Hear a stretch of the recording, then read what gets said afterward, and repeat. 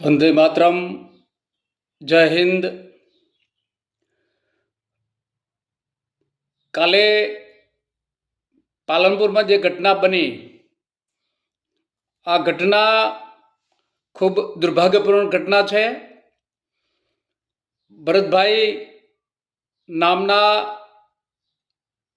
સાવ નાના ઉંમરના યુવાનની હત્યા આ ખૂબ દુર્ભાગ્યપૂર્ણ ઘટના છે. ખાસ કરીને આવા જે આતંક ફેલાવનારા જે તત્વો છે, અસામાજિક તત્વો છે, આવા અસામાજિક તત્વોને કડકમાં કડક સજા થવી જોઈએ. મને છેલ્લા વર્ષોથી ચૌધરી સમાજના હું સંપર્કમાં છું.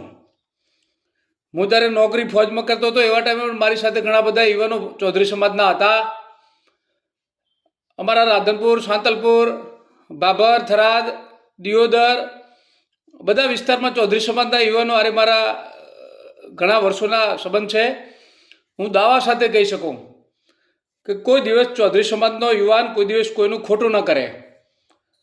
બને એટલી કોશિશ એ સમાધાન કરવાની કોશિશ કરે. પણ જે ઘટના બની પાલનપુરમાં, આ ઘટના બહુ દુઃખદાયક ઘટના છે. જે તત્વો છે, આતંકવાદી તત્વો છે, જેના ધંધાદાવા હોય છે, તેનું બુરું કરવાની નોબત હોય છે, આવા જે હલકી કક્ષાના માણસો છે, આવા માણસોને માફ ન કરી શકાય. હું મારી પાર્ટીની સરકારને વિનંતી કરું છું.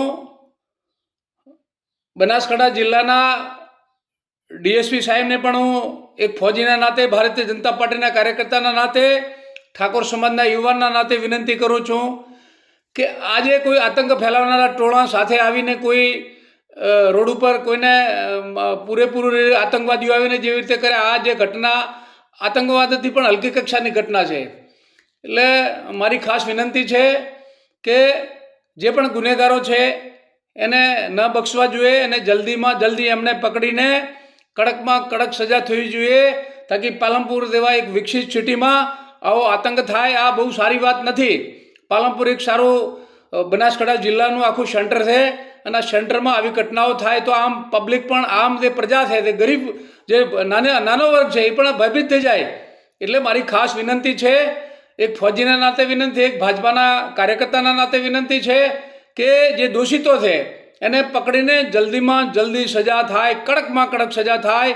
સમાજને ઉદાહરણ પૂરું પાડવાની નોબત આવે એવી પોલીસના અધિકારીઓને હું વિનંતી કરું છું. બહુ દુર્ભાગ્યપૂર્ણ ઘટના છે.